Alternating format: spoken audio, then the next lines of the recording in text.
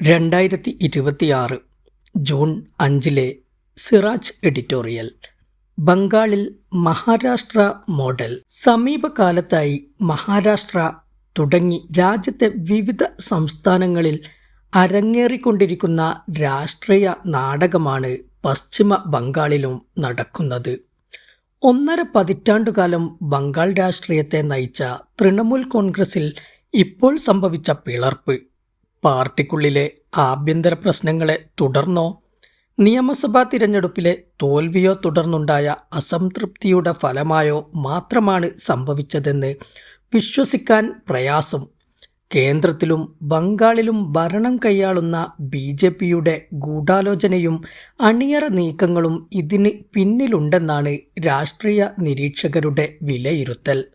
പ്രതിപക്ഷ കക്ഷികളെ ഒന്നിനു പിറകെ ഒന്നായി പിളർത്തിയും വിലക്കെടുത്തും നിഷ്പ്രഭമാക്കുന്ന BJPയുടെ ഈ കളി കടുത്ത രാഷ്ട്രീയ അധാർമികതയും ജനാധിപത്യത്തിൻ്റെ അന്തസത്തയ്ക്കു നേരെയുള്ള കനത്ത പ്രഹരവുമാണ്. BJP ഇതര പാർട്ടികൾ ഭരിക്കുന്ന സംസ്ഥാനങ്ങളിലും പ്രതിപക്ഷ നിരയിൽ മതേതര പാർട്ടികളുടെ ശക്തമായ സാന്നിധ്യമുള്ള ഇടങ്ങളിലും ഏറെക്കുറെ സമാനമായ അട്ടിമറികളാണ് കണ്ടുകൊണ്ടിരിക്കുന്നത്.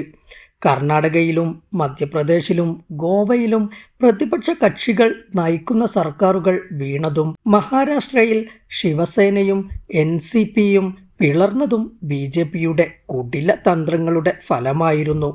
ബംഗാളിലിപ്പോൾ മഹാരാഷ്ട്ര മോഡൽ അട്ടിമറിയാണ് നടന്നത്. നിയമസഭാ തോൽവിക്കു പിന്നാലെ തൃണമൂലിലുണ്ടായ ചെറിയ ഭിന്നതകളെ കൗശലപൂർവം ഉപയോഗിച്ച് 58 MLAമാരെ BJP അടർത്തിയെടുക്കുകയായിരുന്നു. ജനാധിപത്യത്തിൻ്റെ കാവലാളാകേണ്ട നിയമസഭാ സ്പീക്കർ പോലും തൃണമൂലിൻ്റെ പ്രതിനിധിയെ തള്ളി വിമതനായ ഘൃതബ്രത ബാനർജിയെ ധൃതിപ്പെട്ട് പ്രതിപക്ഷ നേതാവായി അംഗീകരിച്ചത് രാഷ്ട്രീയ ഗൂഢാലോചനയുടെ ആഴങ്ങളിലേക്ക് വിരൽ ചൂണ്ടുന്നു. തൃണമൂലിൽ ഒപ്പുവിവാദം പുകയുന്നതിനിടെ വിമത MLAമാരായ ഘൃതബ്രത ബാനർജിയും സന്ദീപൻ സാഹയും സ്പീക്കർക്ക് പരാതി നൽകിയ വിവരം ആദ്യം പുറത്തുവിട്ടത് BJP നേതാവും മുഖ്യമന്ത്രിയുമായ സുവേന്ദു അധികാരിയാണെന്നത് ശ്രദ്ധേയം. BJP നേതൃത്വവുമായി വിമതർക്ക് നേരത്തെ തന്നെ കൃത്യമായ ആശയവിനിമയമുണ്ടായിരുന്നുവെന്നാണ് ഇത് വ്യക്തമാക്കുന്നത്. ഒരു പാർട്ടിയിൽ അഭിപ്രായ വ്യത്യാസങ്ങൾ ഉടലെടുക്കുക സ്വാഭാവികമാണ്. എന്നാൽ തിരഞ്ഞെടുപ്പിൽ ലഭിച്ച ജനവിധിയെ മറികടന്ന് നിയമസഭാ അംഗങ്ങളെ കൂട്ടത്തോടെ സ്വാധീനിച്ച് പുതിയ അധികാര സമവാക്യങ്ങൾ സൃഷ്ടിക്കുന്നത് അസ്വാഭാവികവും ജനാധിപത്യത്തിന് നിരക്കാത്തതുമാണ്. മഹാരാഷ്ട്രയിലെ NCPയിൽ സംഭവിച്ച പിളർപ്പിൽ പല ഭരണഘടനാ വിദഗ്ധരും ഈ കാര്യം ചൂണ്ടിക്കാട്ടുകയും ആശങ്ക പ്രകടിപ്പിക്കുകയും ചെയ്തിരുന്നു. ദേശീയ രാഷ്ട്രീയത്തിൽ BJP വിരുദ്ധ രാഷ്ട്രീയത്തിൻ്റെ പ്രധാന മുഖങ്ങളിലൊന്നാണ് ഇപ്പോഴും മമതാ ബാനർജി. തൃണമൂലിനെ ദുർബലപ്പെടുത്തേണ്ടത് BJPയുടെ രാഷ്ട്രീയ താൽപ്പര്യങ്ങൾക്ക് ആവശ്യമാണ്. നേരത്തെ കോൺഗ്രസ് മുക്ത ഇന്ത്യയായിരുന്നു BJPയുടെ മുദ്രാവാക്യം. ഇന്നിപ്പോൾ പ്രാദേശിക കക്ഷികളെ ഒന്നൊന്നായി ഇല്ലായ്മ ചെയ്യുന്ന തരത്തിലേക്ക് BJPയുടെ രാഷ്ട്രീയ ആക്രമണം കടന്നുകയറിയിരിക്കുന്നു. ഫെഡറൽ രാജ്യമാണ് ഇന്ത്യ. രാജ്യത്തെ വൈവിധ്യമാർന്ന പ്രാദേശിക സംസ്കാരങ്ങളും ഭാഷകളും കാത്തു സൂക്ഷിക്കുന്നതിൽ പ്രാദേശിക കക്ഷികൾക്ക് വലിയ പങ്കുണ്ട്. തൃണമൂൽ കോൺഗ്രസ്, DMK, സമാജ്വാദി പാർട്ടി തുടങ്ങിയ കക്ഷികൾ അതാത് ജനങ്ങളുടെ സവിശേഷമായ താൽപ്പര്യങ്ങളെ കാത്തു സൂക്ഷിക്കുന്നവരാണ്. മാത്രമല്ല, ജനാധിപത്യത്തിലെ തിരുത്തൽ ശക്തികളാണ് പ്രതിപക്ഷ ശബ്ദങ്ങൾ. ഇത്തരം പ്രാദേശിക ശബ്ദങ്ങളെ അടിച്ചമർത്തുകയോ പിളർത്തി ഇല്ലാതാക്കുകയോ ചെയ്യുന്നതിലൂടെ ഒരു രാജ്യം ഒരു പാർട്ടി എന്ന ഏകാധിപത്യ സ്വഭാവമുള്ള രാഷ്ട്രീയത്തിലേക്കാണ് BJPയുടെ നീക്കമെന്ന് സംശയിക്കേണ്ടതുണ്ട്. ലോകത്തെ ഏറ്റവും വലിയ ജനാധിപത്യ രാജ്യമായ ഇന്ത്യയിൽ ശക്തമായൊരു പ്രതിപക്ഷമില്ലാതാകുന്നത് ഫാഷിസത്തിലേക്കുള്ള വഴി എളുപ്പമാക്കും.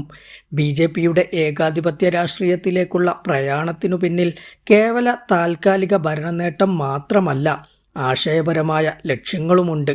RSSൻ്റെ ദീർഘകാല സ്വപ്നമായ ഹിന്ദുത്വ രാഷ്ട്രമെന്ന ലക്ഷ്യത്തിലേക്കുള്ള പ്രയാണമാണത്. വൈവിധ്യങ്ങളെയും മതേതര സിദ്ധാന്തങ്ങളെയും അംഗീകരിക്കുന്ന പ്രതിപക്ഷ കക്ഷികൾ നിലനിൽക്കുന്നിടത്തോളം കാലം ഭരണഘടനയെ തങ്ങളുടെ താൽപ്പര്യങ്ങൾക്ക് അനുസരിച്ച് മാറ്റിയെഴുതാനോ മതേതര ഘടനയെ തകർക്കാനോ അവർക്ക് സാധ്യമല്ല. അതേസമയം തിരഞ്ഞെടുപ്പിലെ കനത്ത തിരിച്ചടിയുടെയും പാർട്ടി പിളർപ്പിന്റെയും പശ്ചാത്തലത്തിൽ മമതാ ബാനർജിയും തൃണമൂൽ കോൺഗ്രസും ആത്മപരിശോധനയ്ക്ക് സന്നദ്ധമാകേണ്ടതുണ്ട്. പാർട്ടിക്കുള്ളിലെ അസംതൃപ്തിക്ക് വഴിയൊരുക്കിയ ഘടകങ്ങൾ കണ്ടെത്തി പരിഹരിക്കണം. അധികാര കേന്ദ്രീകരണം, പുതിയ നേതൃത്വത്തിന് അമിത പ്രാധാന്യം, പഴയ നേതാക്കളോടുള്ള അവഗണന, സംഘടനാപരമായ ദൗർബല്യങ്ങൾ എന്നിവയെക്കുറിച്ച് ഉയരുന്ന പരാതികൾ ഗൗരവമായി കാണേണ്ടതുണ്ട്. ആഭ്യന്തര പ്രശ്നങ്ങൾ ഇല്ലായിരുന്നുവെങ്കിൽ ഒരു ബാഹ്യശക്തിക്കും ഇടപെടാനുള്ള അവസരം കൈവരുമായിരുന്നില്ല. ഒരു പാർട്ടിയുടെ ആഭ്യന്തര പ്രശ്നം മാത്രമായി കാണാനാകില്ല ബംഗാളിലെ സംഭവവികാസങ്ങൾ. ഇന്ത്യൻ രാഷ്ട്രീയത്തിൻ്റെ ഭാവിയെക്കുറിച്ച് മതേതര ജനാധിപത്യ വിശ്വാസികൾക്കുള്ള മുന്നറിയിപ്പ് കൂടിയാണത്. മഹാരാഷ്ട്രയിൽ നിന്ന് ബംഗാളിലൂടെ മുന്നേറുന്ന രാഷ്ട്രീയ അട്ടിമറികൾ പ്രതിപക്ഷ ഭരണം നിലനിൽക്കുന്ന മറ്റു സംസ്ഥാനങ്ങളിലും സമീപഭാവിയിൽ സംഭവിക്കാവുന്നതാണ്. രാജ്യത്തിൻ്റെ ബഹുസ്വരതയും ജനാധിപത്യ മൂല്യങ്ങളും സംരക്ഷിക്കപ്പെടണമെങ്കിൽ പ്രതിപക്ഷ കക്ഷികൾ യോജിച്ച് മുന്നേറേണ്ടതുണ്ട്.